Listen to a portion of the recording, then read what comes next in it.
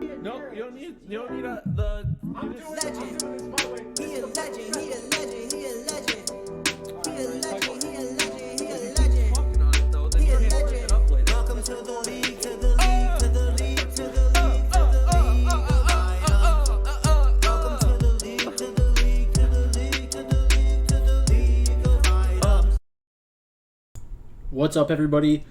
It's Pikel with League of Items, and we have 4 regions in play tomorrow. Well, the four major regions are in play tomorrow.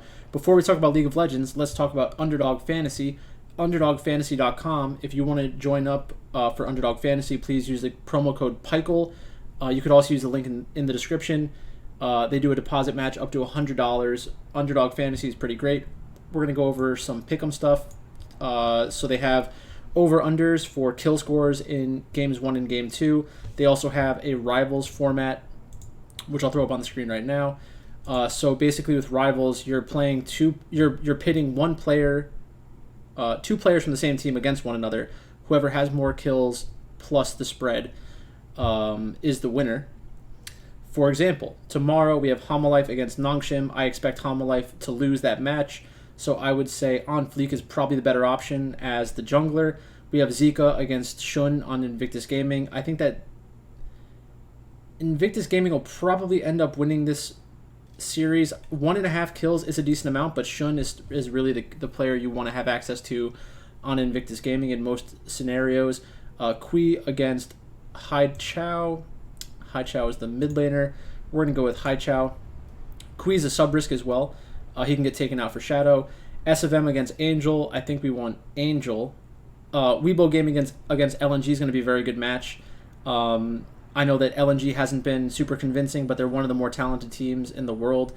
They can still put it together. They have... Who's starting in the top lane? They're playing Ale? Yeah. So they're playing Ale and not Pandacy, which is an upgrade. Pandacy's not had a great split. Dove against Croco. 2 kills. I think we can justify taking Dove. Or we're probably better off taking Croco and Morgan. I think in general those are the sides that I'd prefer to be on. If you wanted to go Dove +2, I could see why you'd want that. But that's everything tomorrow in the LPL and the LCK on Underdog for Rivals. For the over-unders, we have BDD at 7 kills. Again, this is a matchup that they should win. Not really sure if I want BDD, though. Dread at 5, that's a pretty good number. I'd go over. Karis, I'd probably prefer the under. Mole in a winning matchup, I think that you can justify going over and over on these. Fearness, probably lean the under. Live Sandbox and Fred at Brion. It looks like the Sandbox players were taken off the slate. Maybe those numbers were available at one point. I didn't get them soon enough. Probably an avoid for me. The Shy, 8 kills. I don't want to play 8 kills. I'd rather play Tarzan at over 5. That seems like a better side for me. So that's basically it tomorrow for Underdog. Then let's go into just the matches themselves. So I think Invictus Gaming, pretty easy. LNG is in a really good spot here at +213. I'm shocked that the number is that big. I know that they haven't looked good, so they haven't looked very good so far this year, but I'd still rather have them, I think, in this spot than Weibo Gaming. I think the outright +213 is okay. Then we have Nongshim against Hamalife. Hamalife could upset them. I would still go with Nongshim. And then Sandbox coming off of their sweep of T1. It's going to be insanely difficult to pick Fred at Brion in that matchup. And that's really what we're looking at tomorrow in the LPL and the LCK. LNG and Weibo Gaming will both be a little bit more popular than normal on DraftKings especially. Then we have the LEC. So I'm definitely going Misfits. Astralis against Fnatic. I'm going Fnatic. Fnatic really needs this game. Fnatic has more talent than Astralis. I always bet on talent, so I like Fnatic there. Rogue against XL. I prefer Rogue. Vitality against SK. I prefer SK. Vitality. And then we have Mad Lions against G2. I'm fine taking G2 at +110 here. Mad Lions are good, but we might get back into a spot where Mad Lions is overrated again, so I'm fine taking G2. And then in the LCS, we have Team Liquid against Dig. I'm on Team Liquid. Evil Geniuses against Golden Guardians on EG, of course. 100 Thieves over FlyQuest. CLG over TSM. I think I'm going TSM on that one. Then we have Cloud9 against Immortals. So the other, I did want to do something else today in this video, which is why I kind of went through those really fast. I wanted to talk about the most surprising teams from each region. I'm going to do the team that I'm pleasantly surprised with and the team that I'm disappointed in. So the team that I'm pleasantly surprised with in the LCS is Counter Logic Gaming, and disappointed with, I think, probably TSM. I think they're actually no, it's not TSM. It's Dig.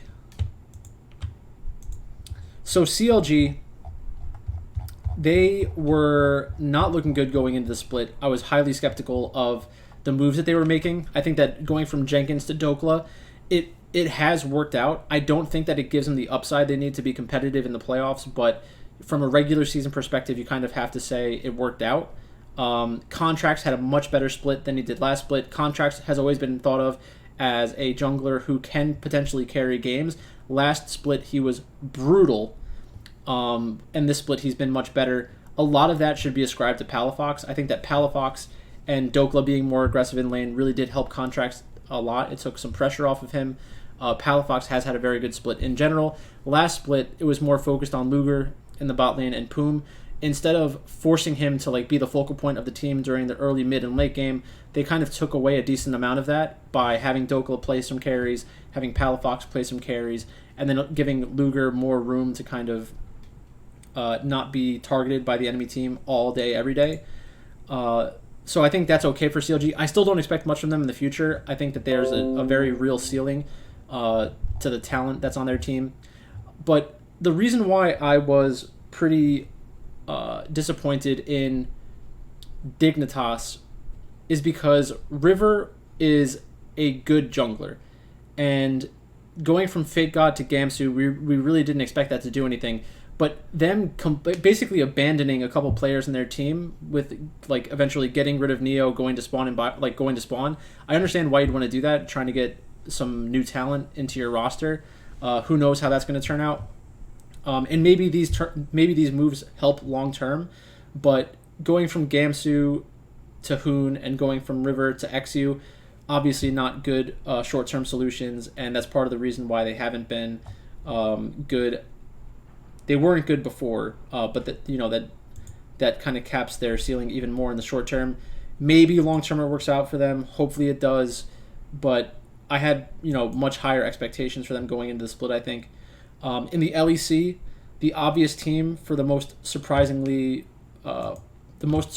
in a positive way is Mad Lions, and I'm pretty sure that we talked about this before the season started. Getting Niski on their team. It's not that, in my opinion, it's not that Niski's a great player. It's just that he fits so well with Elyoya. Going from a mid laner that was unproven, going to Niski, who is somebody that they knew would be able to play mid in a supportive style, just fits in so well with Elyoya. Niski is like Humanoid light. I think that Humanoid is very overrated. I think that Niski is overrated as well because the style that they play is very good for a team environment, but they're given too much credit in general. I think that Elyoya deserves most of the credit for Mad Lions. He is a good jungler, and I respect his ability. But Unforgiven and Kaiser, pretty good split. I think that they have a limit to themselves as well. I'm not sure Unforgiven is that good of an AD carry. We'll be able to tell more after playoffs are finished. But I am looking to bet against Mad Lions in the playoffs. I just think that from a spring season perspective, they were very surprising in a good way. And then Fnatic is the clear choice for the surprising in a bad way. They might... it's possible for them to end up in the bottom half of the bracket, which is shocking coming into the season. They have a very talented team in general, and I think they started off the season pretty well.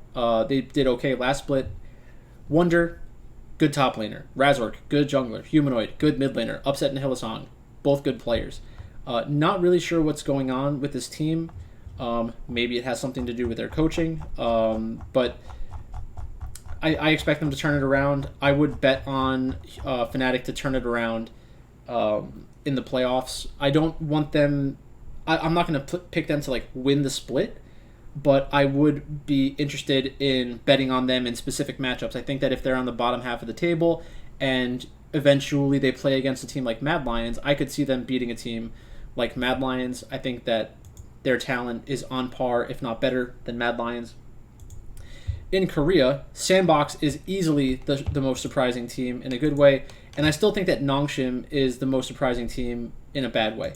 So Sandbox, I think this really cemented them as a good team for the future. Not a great team. I think that Dove is an okay top laner, but not great. I think there are a lot of better top laners out there in the world. So if they do end up making it to an international competition, I think that we'll see Dove be a weak point. I think that Kroko is also kind of a weak point. They played well against T1, that's fine.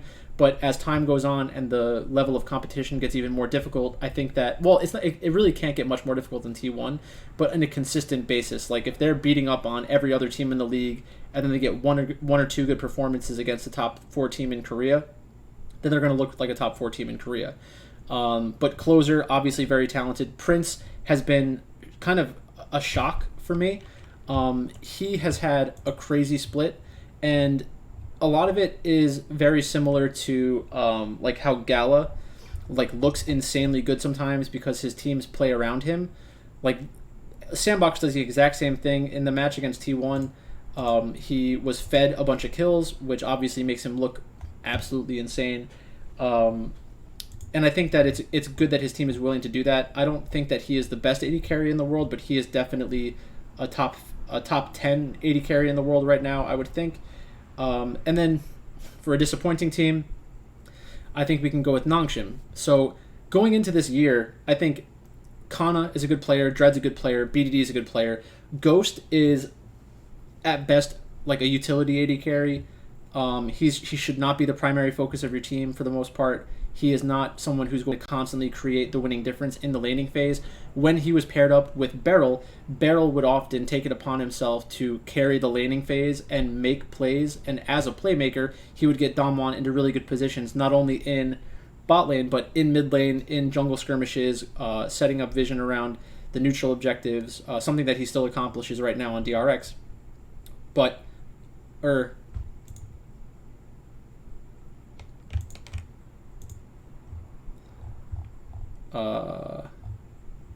I said DRX, right?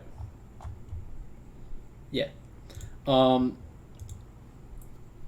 that's kind of what that shows to me, that there's a limit to Ghost, his playstyle. I don't think that he'll be the starting AD carry for Nongshim next split. If they have players like Kana, Dread, BDD, you can't really justify having a player like Ghost on your team.